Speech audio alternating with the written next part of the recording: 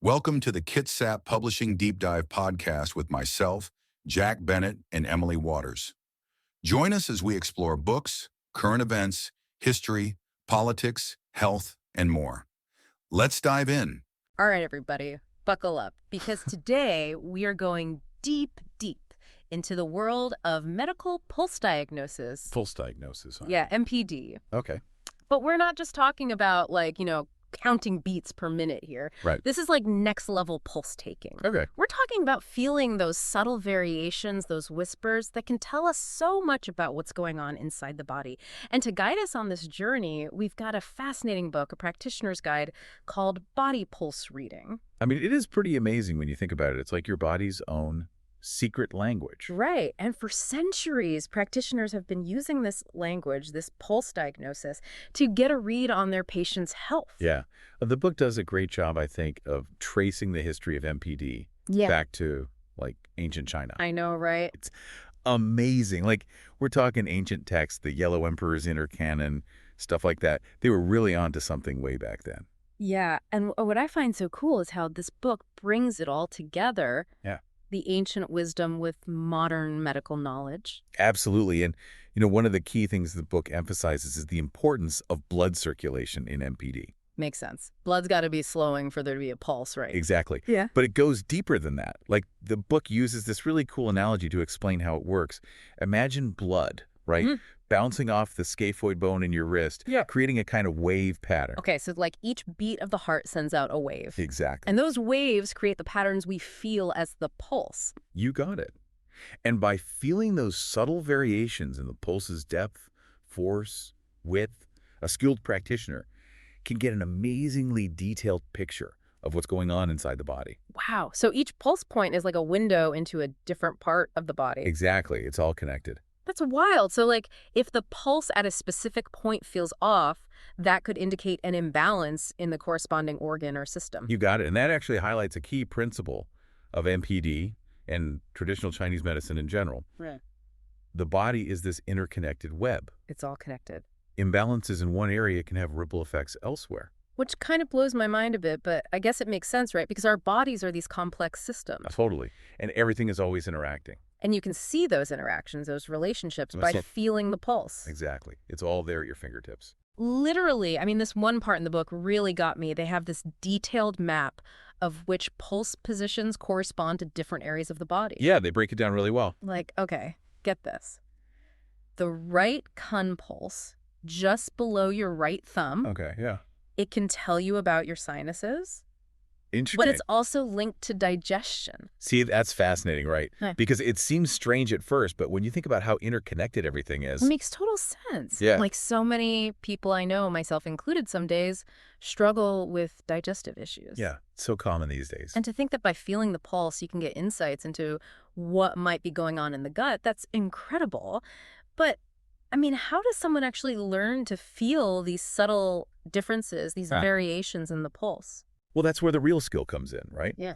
And the book actually lays out a super precise 12-step process for accurate pulse positioning. 12 steps. 12 steps. It's about much more than just, finding your pulse. You're feeling for it at different depths, right, with varying pressures. So it's like learning a whole new way of touching, of feeling. Exactly. It's a skill that's developed with practice and attention. But imagine the possibilities. If you could literally feel what your body needs, that's the potential of MPD. It really is like learning a whole new language, isn't it? It is. The language of your body. Yep. But instead of words, we're feeling for those subtle variations, those changes in the pulse. Exactly. And the book talks a lot about depth, force, and width. Mm-hmm. What do those actually tell us? What am I feeling for? Okay, so let's start with depth. A pulse that's felt very superficially, right? It's right there under the skin. Okay. That often indicates what in Chinese medicine we would call an excess condition. Excess meaning? Meaning too much energy or too much activity going on. Okay, so things are overactive in that area. Yeah, exactly. It's fired up too much. On the flip side, a deep pulse, one you have to really press down to feel, that often suggests a deficient condition. Okay, so it's so imagine a riverbed. And it's kind of dried up. Oh, I see. So the water or in this case, the blood and energy, Yeah. it's not flowing as strongly. Got it. So depth kind of tells us about the overall balance of energy. Exactly. What about force? What is force? Force is all about resistance. Okay. So how much resistance do you feel when you press on the pulse? So a forceful pulse, one that really pushes back strongly against your finger, that can suggest inflammation. Oh, okay. Or tension. Oh. Or even something obstructing the smooth flow, like a blockage in a pipe. Oh, wow. That makes me think of high blood pressure. Is that kind of what we're talking about here? You're on the right track. Okay. A forceful pulse can indeed be a sign of high blood pressure, especially if it's like at a pulse point that's associated with the heart. So fascinating. So these little throbs can tell you so much. Okay, what's the last one? Width. Width, yeah. So width describes like how wide or narrow the pulse feels under your fingers. Okay. So a wide bounding pulse, it's like a river overflowing its banks, right?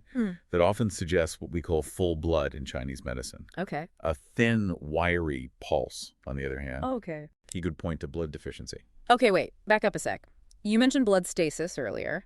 How is that different from blood deficiency? Good question. Okay, so blood deficiency is pretty straightforward.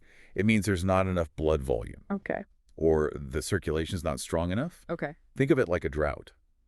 Blood stasis, on the other hand, is more like a traffic jam. Okay. There's blood, but it's not moving smoothly.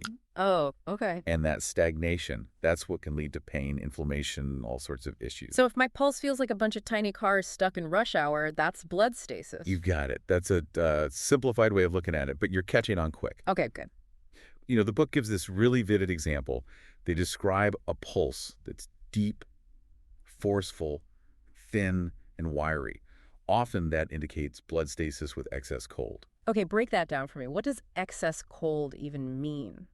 Think of it as like a slowing down or constriction of that energy flow in the body. Okay. It can manifest in a lot of different ways, you know, from feeling cold all the time to like painful periods. Really? The book specifically mentions endometriosis as a condition that can be linked to this type of pulse.